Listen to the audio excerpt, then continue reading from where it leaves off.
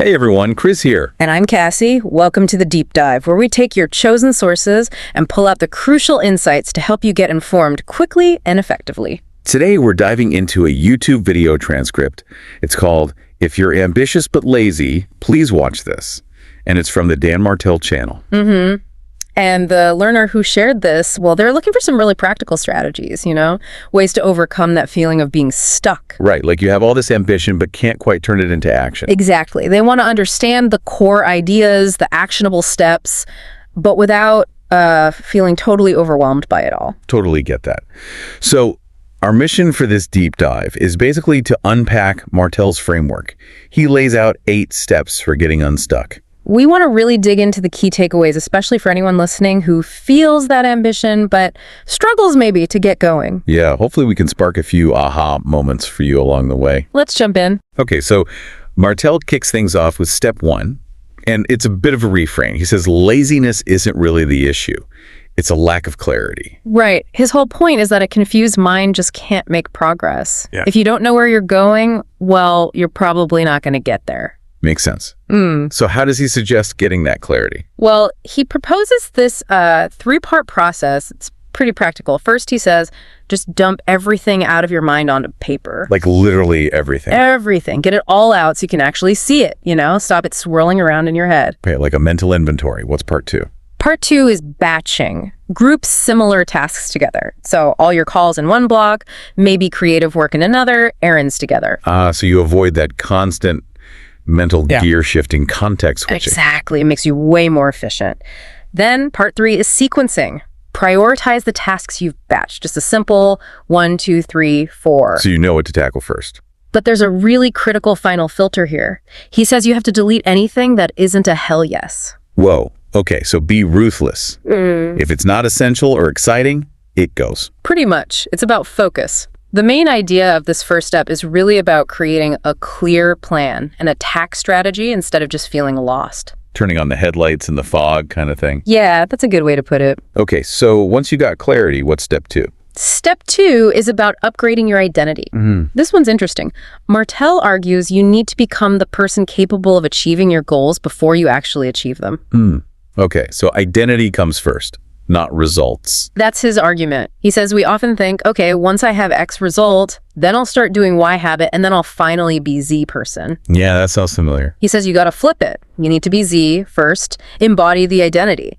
Then you'll naturally do Y the actions consistent with that identity, and then you'll have X the result. Can you give an example? Sure. He uses the example of someone wanting to do an Ironman.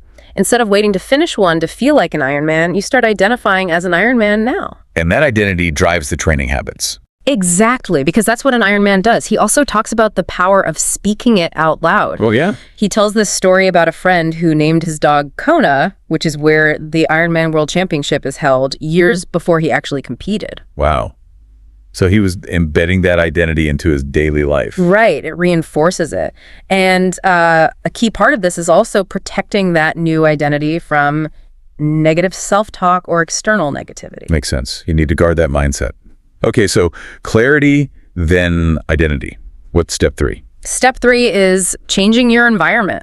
Martell really stresses this one. He says, positive thinking alone just won't cut it if your surroundings are working against you. He uses that freezer analogy, right? Trying to stay warm in the freezer. Yeah, it's a powerful image. Your environment has a huge impact. He breaks it down into 3 types of environment you need to master. Okay, what are they? First is the physical environment, your immediate surroundings. Like your desk, your kitchen. Exactly. Optimize it. If you want to eat healthier, get the junk food out of the pantry.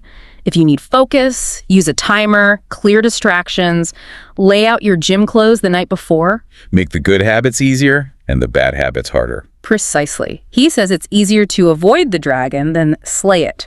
Remove the temptation. I like that. Okay, physical environment. What's the second? The relationship environment. This is about the people you spend time with, friends, family, but also your virtual mentors. You mean like books, podcasts, this? Yeah, exactly. Or YouTube channels you follow. Be really mindful of the influences you're letting in. Curate your inputs, basically. Right. And he makes an insightful point. Sometimes people can only meet you as deeply as they've met themselves. You might need to let some people go on their own journey if they aren't supporting yours. That can be tough, but necessary sometimes. And the third environment. That's your internal environment, your thoughts, your mindset. He talks about practicing gratitude even when things are hard, reframing negative thoughts. So, managing your inner world. Yes. And maybe having some kind of spiritual practice for grounding, whatever that looks like for you, because ultimately your outer world often reflects your inner state. Okay, physical, relationship, internal environments. Got it.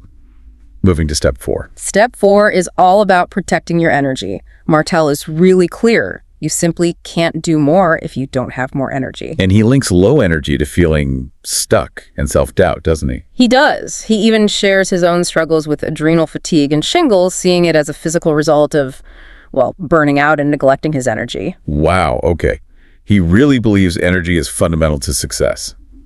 You mentioned belt buckles and bank accounts. Yeah, he draws a very direct line. So he gives 3 main energy boosters. Let's hear them. First, prioritize the pump.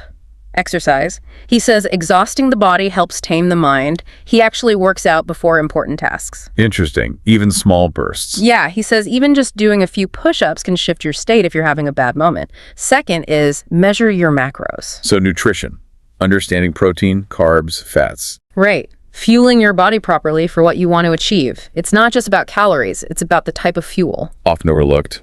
And the third. Take recovery seriously, especially sleep. He stresses that sleep isn't passive. It's when your body and mind integrate everything, consolidate learning, repair tissue. So it's crucial for performance. Absolutely. He says he prioritizes sleep even over having a strict wake-up alarm sometimes. Quality over just early rising. Got it. Energy is key. Step 5. Step 5. Build momentum with easy wins. Momentum is everything. He uses that great analogy of an airplane taking off. Needs the most power just to get off the ground, right? Exactly. Starting is often the hardest part. Once you're cruising, it takes less effort. So true. How do we get that initial momentum? Well, first, he reframes setbacks. Winners don't have bad days, just bad moments. The key is to reset quickly. Don't let one slip up derail everything. Right. Like, if you eat something unhealthy, don't just keep going. Brush your teeth, choose a healthy snack next, reset immediately. Okay, practical advice. What are the hacks for building momentum? He gives 3. 1, build a streak. Aim for at least 7 days in a row of a positive habit. That creates its own motivation to keep going. Like a chain you don't want to break. Exactly. 2, tell other people. Share your goals. It creates accountability. You tend to live up to what you say publicly. Makes you more committed. And 3, get good at saying no. As you gain clarity and momentum, you have to protect your focus. Saying no to distractions becomes essential. Creates the space you need. All right, step 6 sounds intense. Raise the stakes. Yeah, this one leverages psychology. Martell says we're often more motivated to avoid pain than we are to gain pleasure. Is this where the Mankini story comes in? Yes, exactly. His project Visible Abs. The consequence for failing wasn't just disappointment, it was public humiliation in a mankini. Now that's a stake. Definitely want to avoid that. For sure. So he suggests 2 ways to amplify stakes. First, define clear rewards. What are the benefits of success? Use mini rewards too. Keep yourself motivated along the way. And involve your family, maybe make the big reward something everyone wants, like a vacation, adds another layer of motivation. Shared goals. Okay, and the other way. Create negative stakes, something you really want to avoid, like donating to a cause you hate if you fail, or that public accountability piece, putting your pride on the line. Gotcha. Use both carrots and sticks, essentially. What's step 7? Sounds intriguing. Monetize your procrastination. It is intriguing. The idea is to look at what you naturally do when you're avoiding work and see if you can turn that into something valuable. Like how he coded software instead of doing homework. Exactly. He realized, hey, people will pay for this skill I enjoy using, even when I'm procrastinating. It taps into that idea that passion makes work feel less like work. His dad's quote, "Love your work, never work a day." So how do we monetize procrastination? He gives 4 paths. 1, build a skill set. Learn something valuable others will pay for selling, design, coding, AI automation. Practical, marketable skills. 2, build a product. Use those skills to create something software, a physical item, a course, something that offers value. Tangible contribution. 3, build your knowledge. Learn deeply, then teach others. Teaching forces you to understand things better, build a community around it, invest in your brain. Learning by teaching. Smart. And 4, build an audience. Share your journey, your learnings, your struggles. Attention is valuable. Connect with people. Think of Twitch streamers getting paid to play games. Turning a pastime into an income stream by building community. Very interesting. Okay, final step. Step 8. Step 8, take messy action. This is huge. It's about overcoming the fear of making the wrong move, which keeps so many people stuck. The paralysis by analysis? Right. His motto is, make a decision and then make it right. Don't wait for the perfect decision. Make a decision and then work to make it succeed. Easier said than done sometimes, but crucial. Totally. And when you're really unsure, he uses the MINS framework. Most important next step. Break it down to the absolute smallest, most immediate thing. Yes. Like the aspiring home builder, starting with just selling a doghouse, what's the very next manageable step? Love that. It makes big goals less daunting. And he says, if you're not embarrassed by your first attempt, you've waited too long.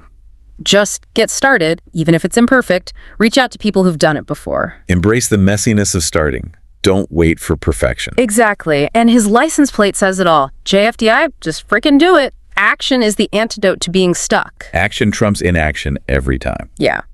He finishes with this empowering idea that we're all here to become our best selves and share that. You can be the guide for someone just a couple of steps behind you. And he circles back to the listener saying, if you've watched this far, you're not lazy, you're just looking for the how. Start by writing it down, then act on that list. Build confidence by keeping those small promises to yourself. That momentum is key. Wow. Okay, so that's a lot to unpack. Those 8 steps: clarity, identity, environment, energy, momentum, stakes, monetizing procrastination, and messy action cover so much ground. It's a really comprehensive framework, moving from mindset shifts to very practical environmental and energy tactics, all the way to just getting started. We really hope this deep dive has given you some concrete strategies and maybe a new way to think about turning those ambitions into reality. Absolutely. And remember, Martell's point about momentum is key. Even tiny steps, done consistently, really do add up over time. Don't underestimate them. Thanks for diving deep with us. Please like, subscribe, share, and hit the notification bell for more real talk on hot viral topics. Tell us what topic you want us to deep dive on in the comments section. Bye, everyone, and see you again in our next podcast.